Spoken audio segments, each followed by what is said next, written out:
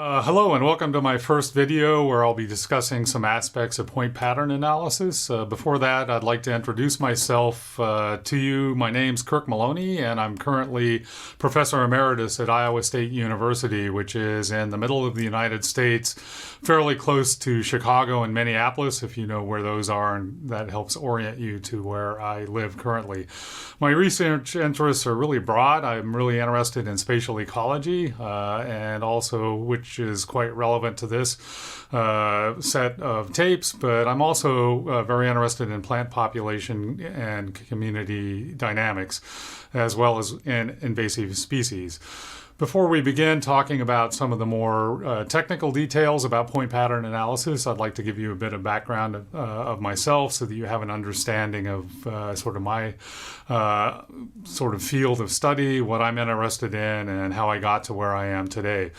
I started as an undergraduate at Pomona College in California, where I studied physics and math to begin with. After that, I switched to a whole lot of majors just to explore different possibilities. Eventually, I switched to studying ecology and botany, primarily because a friend of mine told me what great field trips they took. I've always enjoyed the outdoors, so that sort of was really great from that perspective. But I also found that ecology involves a lot of mathematics. So that really married those two interests to me, where you can be outdoors and be thinking about math at the same time. While I was an undergraduate, I was fortunate I was able to spend a semester abroad in Peru in South America, and this hooked me on ecology even more and started me really thinking about spatial ecology sort of in an indirect sort of way. So during that semester abroad, like I said, I was in Peru, which is here next to Brazil and Bolivia.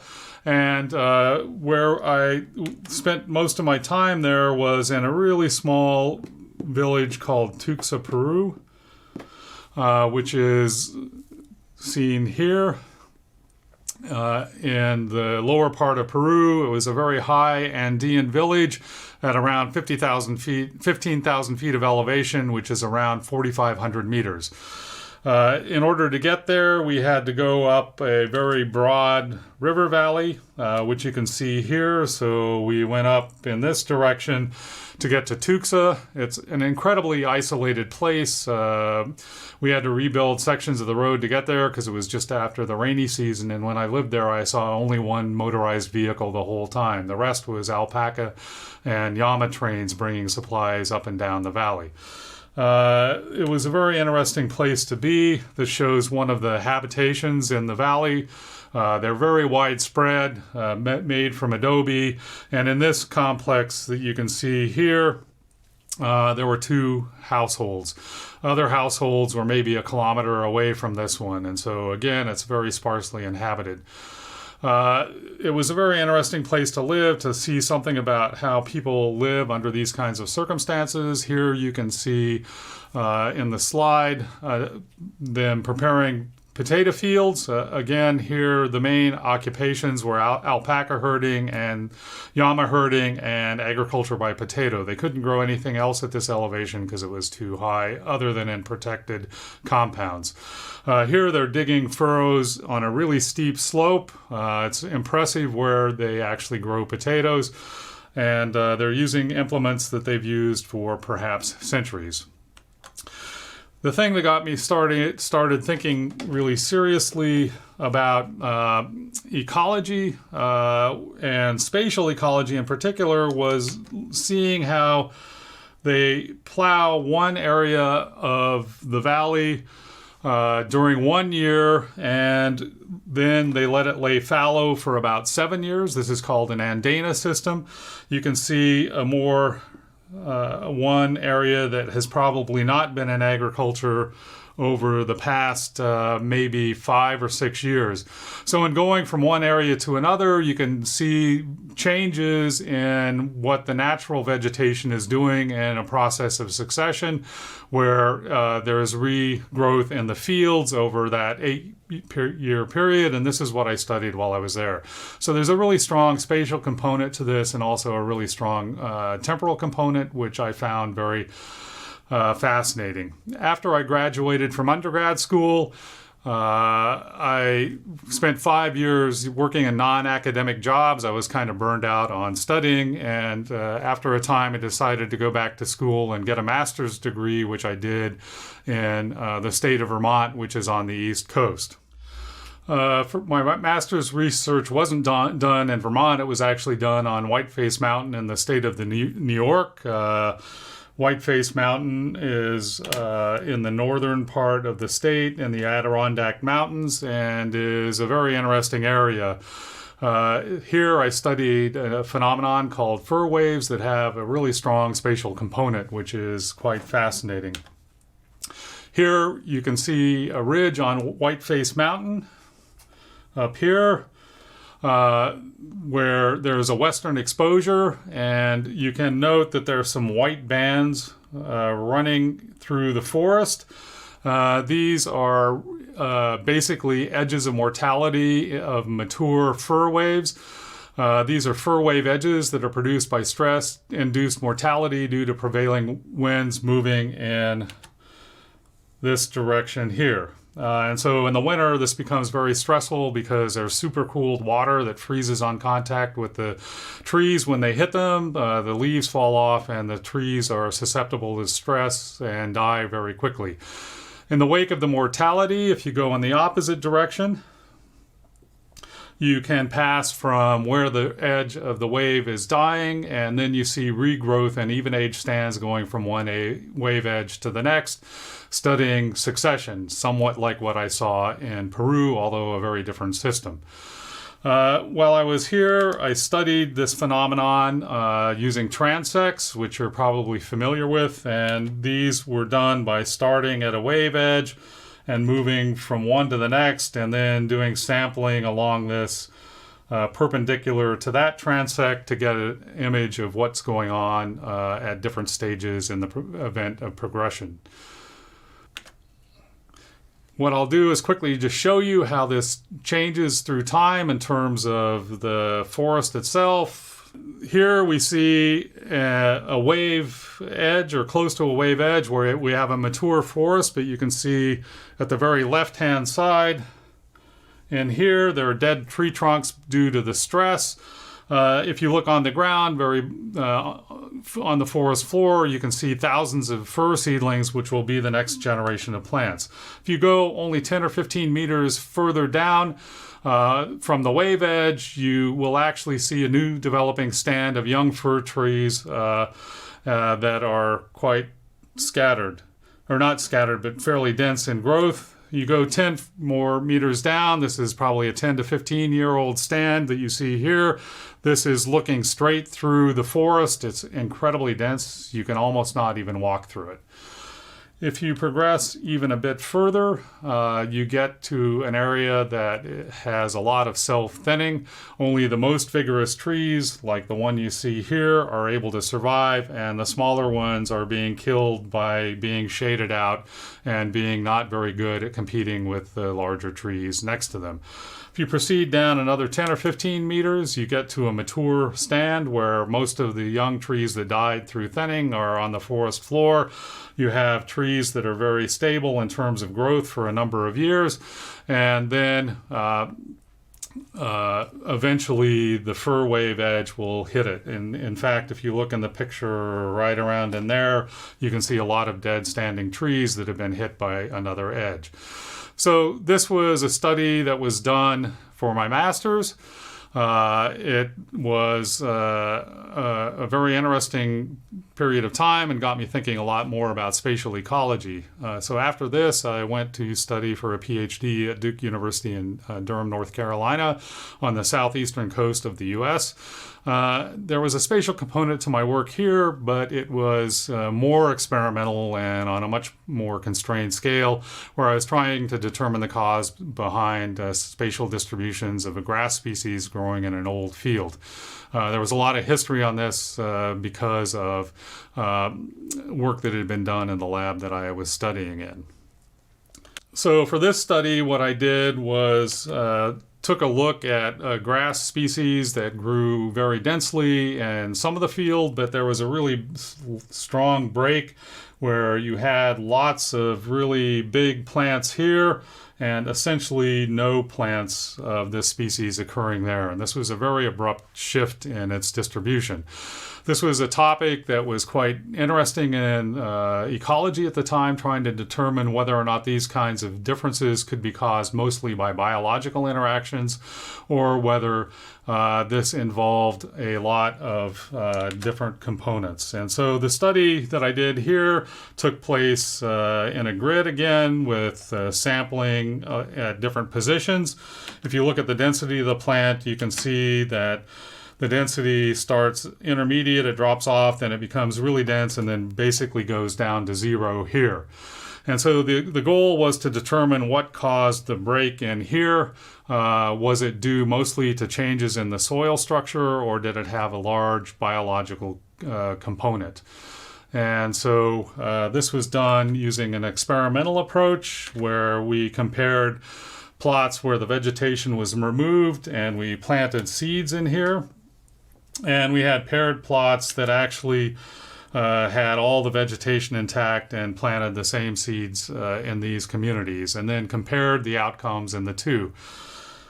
The bottom line of what we determined was that there was a rapid decline in the population due to strong competitive effects that shifted in response to a slight change in the nutrients and water availability in the gradient here. So there's a spatial component to this, but it's not kind of the flavor of spatial studies that the other two projects had, because it's on a much more constrained scale, but there are some similarities here as well. After the PhD, I went to do a postdoc at Cornell University in New York State. Here I worked on a project combining observation and experimentation like I had done both as an undergrad and a master's student. But then I started moving into incorporating ecological modeling, which was something that was sort of growing as a discipline during this period of time. The work here was done on a serpentine plant community at Jasper Ridge in California. So Jasper Ridge is near San Francisco. It's associated with Stanford University, where we had some collaborations, and is located, right around here.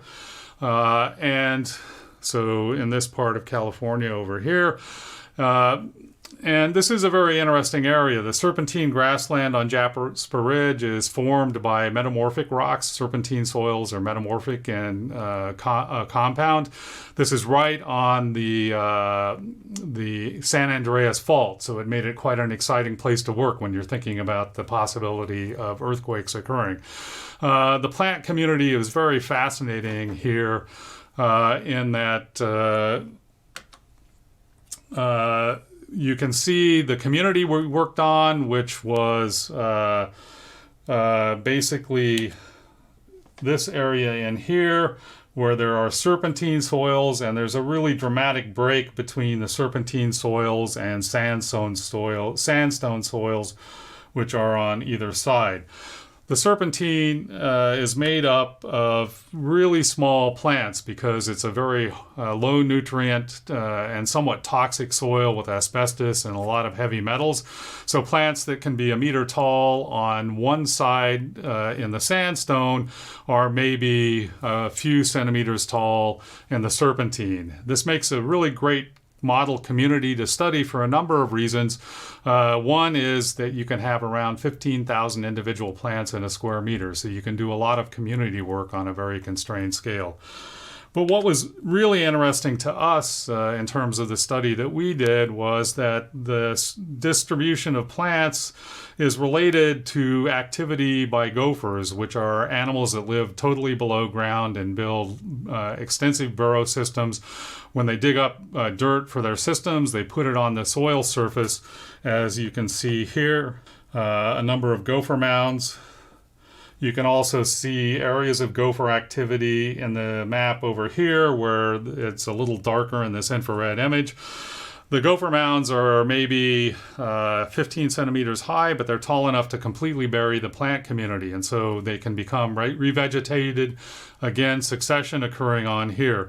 And so our question was, is the gopher mound activity really structuring the community and determining where some plant species are seen and some aren't because of the nature of how this disturbance impacts them? And so we did a study trying to put this all together by doing experimental work to understand the demographic dynamics of the plant species and also understand what's going on in terms of the disturbances and how that impacts everything. And so what you can see here is a map of gopher disturbances. So the black dots here are ones that have been measured by a satellite, and you can see that it's a very complex pattern. This started me thinking about what disturbance is and how it's structured both in terms of its spatial distribution and its temporal distribution, because this can play a really strong role in structuring plant communities. So this sort of formed a template for thinking about how to model this system and understand what the impact of disturbance is, and ask some thought questions using a modeling approach as to if the disturbance regime was somewhat different, was this going to change in a dramatic way how the plant community would appear? And so in order to do this, I started thinking a lot about disturbance and how that is structured. And so one can imagine that you could have a system where the disturbance looks like this. So this is random mounds that are produced within the community, and ask the question, if this is the way the community is currently, what happens if the structure of the disturbance changes? And so the next question is, how can disturbance be organized in a different way, both in space and time? And so one way that disturbances could differ from one place to another or from one time to another is that there's a change in the rate of disturbance. So here we have some disturbance, here we have a lot more. So that's one way that you might initially think disturbance might have an impact. The other way that it can be organized in a different way is that the individual patches could be small here or in the normal state, but you could change the size of disturbances. And if you impact the same amount of area in those two, but have it organized in different size patches, what happens is you have more contiguous disturbance in here, whereas it's more widely scattered through the system there. And that could have a really big difference on how the populations of plants interact, particularly if the scale of disturbance here is much larger than the dispersal distance of an individual plant. The other way to think about it is that we can have a very different way of organizing the disturbances as in the reference disturbance, so that you have the same size of individual patches, but maybe they're clustered in space rather than being randomly dispersed. Or the other possibility is that they could be more evenly distributed than in the reference case up at the top there. And so this was sort of the basis for doing some model experiments. What we see here is a diagram of a basic model. It's a very simple model. It's based on these annual plant species, so not a lot of complication of plants surviving from one year to the next. This model had a spatial component where there were a number of grid cells, and within each cell there was a model running for different plant species that could interact with one another. The way they interacted and grew was based on experiments that were done.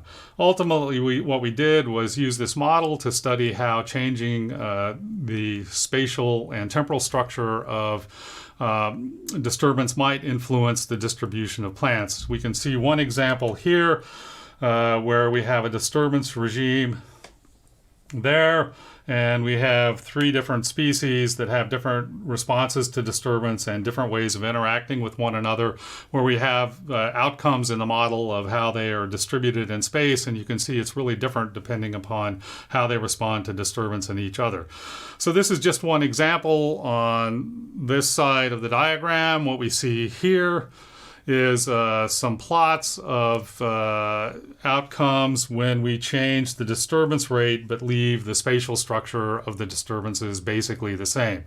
And so we can do these experiments and ask what-if questions in terms of how these plants might be impacted by different disturbance regimes that have very different structures. And so this was a fun exercise to try and take what we see in the field and apply some information about how it works now to ask questions about what would happen if the system was changed in some particular way.